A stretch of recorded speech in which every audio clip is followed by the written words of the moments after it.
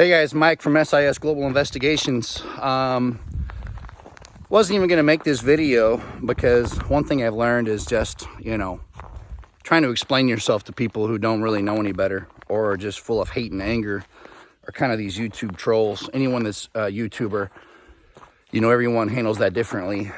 What I've learned is at this point in life is normally to give any explanation to those kind of people, do question your credentials and who you are when that's all very transparent on a YouTube channel and a website, but they don't go to that.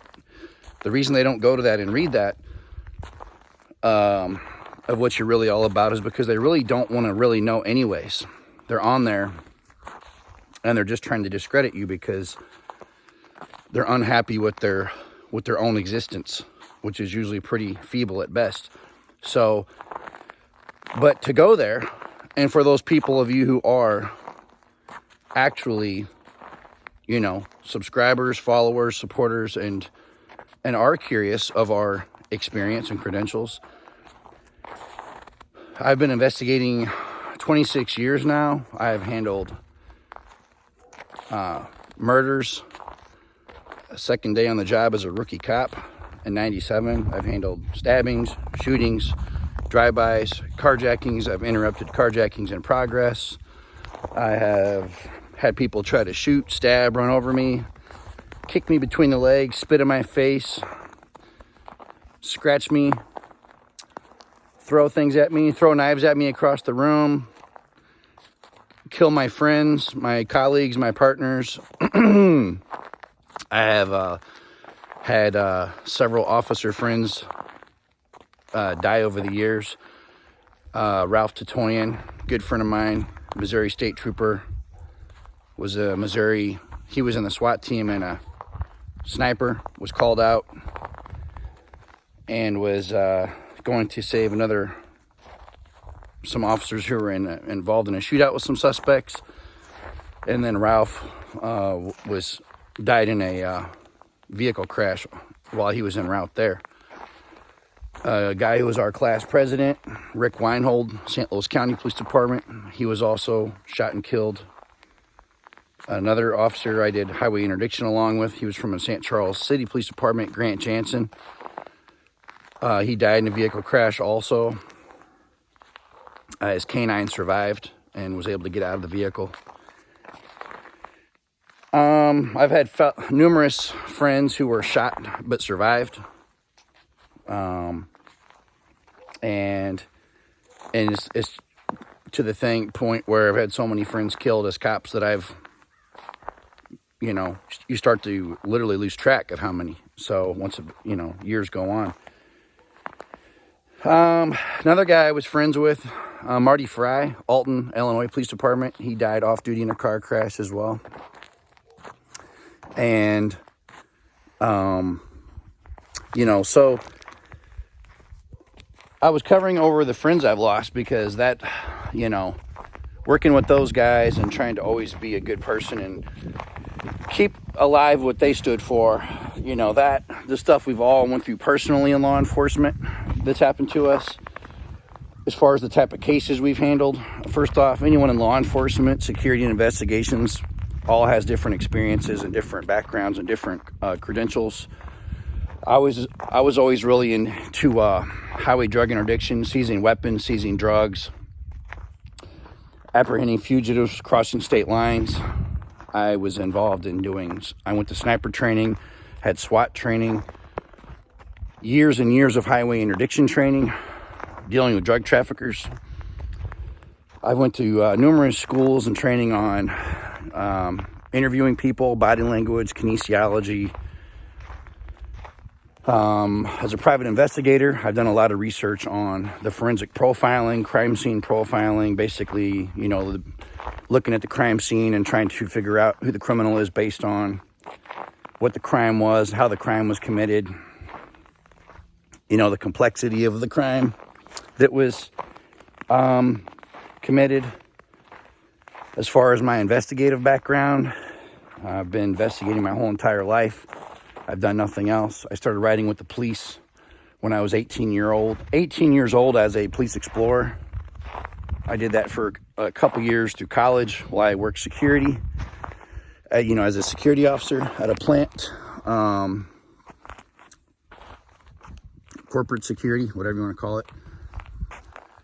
So, I was applied to the police department when I was 21. Police academy, was accepted by the time I got into after a 5-month background check, after a lie detector, after they talked to literally all my neighbors, employers, everyone.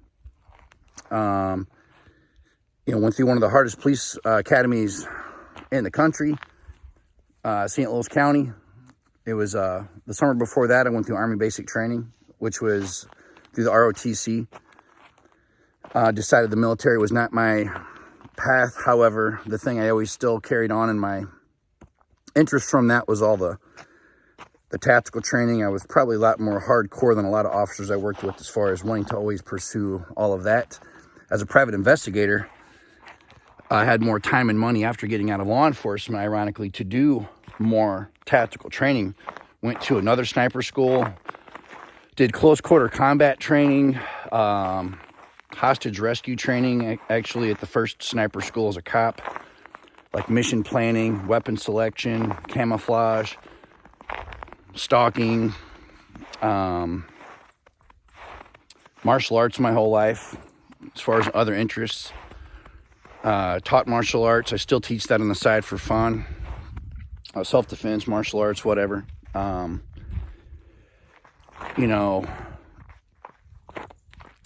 far as other tactical training as a private investigator, I have numerous certifications on like escape and evasion training I took or participated in. And that kind of involved traveling in domestic and foreign areas, like other countries. What happens if something goes wrong and you're kind of like on the run, how to get by. So that was a really cool class. Numerous classes I've had, tons of stuff, but again, I am mentioning all of this story, my background, because, very extensive background, because there are some people out there I do get that are actually just good people, like I said, are potential clients, and they may think, well, I see this guy on YouTube, I don't know him, I get it. And there is a lot of people that get online and they're just making things up or whatever. But, and I get it nowadays too. There's a lot of fear and negativity out there. Everybody thinks everyone's a scam. No one trusts anyone, but there are actual guys out there who are the real deal. So, something I've learned as a rookie cop back in 97, when you look at a guy like me that's 47, has been doing this his entire life, meaning investigations. So in my mind, everything I eat, sleep, the way I dress, the way I walk, talk, everything I do is literally, my mind has been wired to do one thing, is that is to investigate. It is to have an investigative mindset. Every type of, reasoning, process of elimination, deductive reasoning, inference, everything is all based on, realizing there's no such thing as coincidence. It is all based on years and years and years of actual doing investigations. Investigating people, investigating businesses, investigating crimes, domestic violence, violent crimes, burglaries, robberies, rape, sexual assault, trespassing, carjackings, home invasions, everything from littering up to terrorism. I've literally been involved and charged people with. In today's world, we have a lot of online crimes, social media stuff, stalking, cyber crimes, fraud. You have everything, every aspect to learn. Again, everybody has their specialties. The thing I have specialized in the last decade has been a lot of family law investigations. That usually involves your cheating spouse, child custody, and divorce.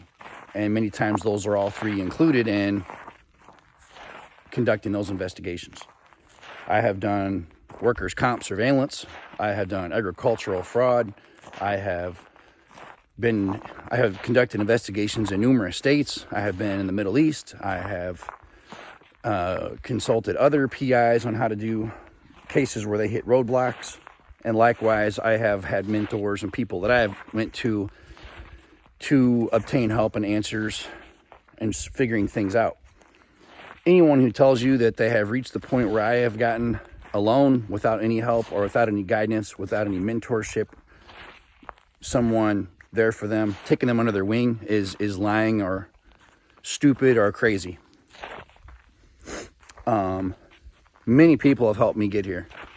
Many people were there for me when I was down and out, and in which case I was able to start my business. And then I started this global investigations company, which has been the vision from day one. And every day it's always hard, and it's not, but it's not easy. The thing is, I was going to say is, where a lot of people are very naive, or they're just talking the online stuff, which I get it. I don't give that stuff any real, I'm not making this video out of being mad or upset about those people. I've seen some YouTubers really get beaten down by that and affected and really upset and emotional. And I've learned once you're really focused and you're being successful and you're getting close to your breakthrough, that stuff doesn't bother you anymore, actually. You can't afford to let it, because you reach a point where when you're an entrepreneur and you're grinding and you're finally getting to where, you're reaching your breakthrough moment, that you've been through so much, most likely had so many failures, that stuff, what people say, you don't even care anymore. It just glances off. Those people that are saying those things, though, they're not smart enough to realize that, because they have not grinded and pursued and chased their dreams. So they don't even know. They can't comprehend. You're at a different level, and you really are. You just keep leveling up after every failure. You just keep moving up. You just keep driving on. And there's days where it's like, even the people who are the most successful will tell you, some days it's just literally, putting the next foot in front of the other and just keep going. And sometimes you don't even know where you're going. It's just keep moving forward. But eventually, what happens is anything you've went through, the failures will always keep happening in life. That never stops. If that stops, then you're not trying, you're not progressing anyways. But,